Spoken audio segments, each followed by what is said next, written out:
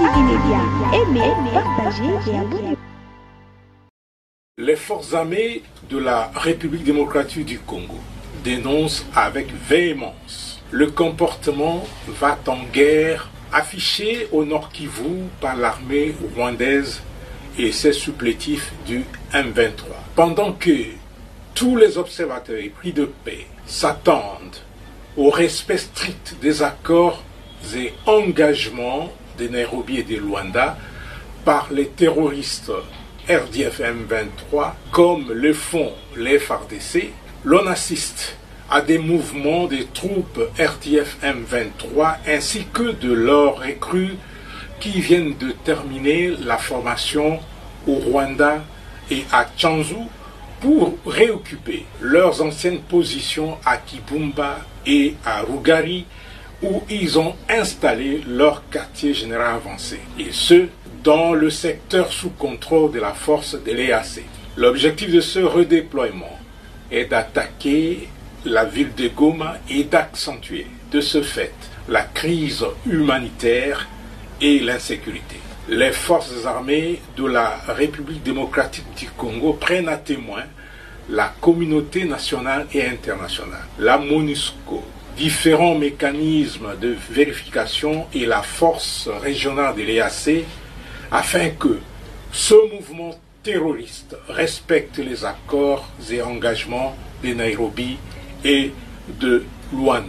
Il faut être clair, il y a l'appétit glouton du Rwanda, même de l'Ouganda, à balkaniser notre pays. Ça, c'est un plan bien connu. Mais au-delà de ça, j'ai dit, il y a maintenant aussi les problèmes de recherche des ressources naturelles. Tout le monde connaît que les gens veulent exploiter nos ressources naturelles ici, mais également, il y a aussi ce qu'on appelle une guerre de peuplement, une conquête de peuplement.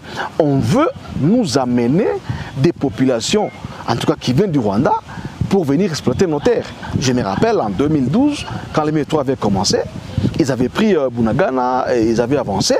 Et directement, on avait amené plus de 2000 populations qui étaient venues du Rwanda à Tchengerero. Et quand les FARDC avaient lancé ces opérations, ces gens ont disparu. Et aujourd'hui, on entend encore cette histoire-là, soi-disant des réfugiés, alors qu'en réalité, un réfugié, il a le droit de rentrer chez lui. On n'a jamais refusé que celui qui connaît chez lui, il peut rentrer sans problème. Il ne peut pas attendre qu'on vienne tuer des gens à qui vous pensez qu'être des voisins. Ce n'est pas normal. Et que donc, nous pensons qu'il y a cela, mais il y a aussi cette guerre qu'on appelle peut-être la guerre de l'identité. Il y en a qui veulent à tout prix être des Congolais, alors qu'ils ne le sont pas. Ça aussi, c'est inadmissible.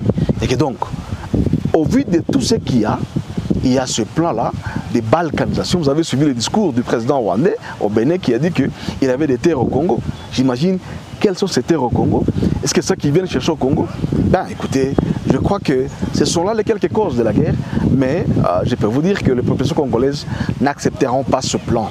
On est déterminé, on n'acceptera pas ça parce que le Congo nous appartient et nous allons le défendre jusqu'à la fin, et je sais que le peuple gagnera toujours. TV Média, aimez, partagez et abonnez-vous.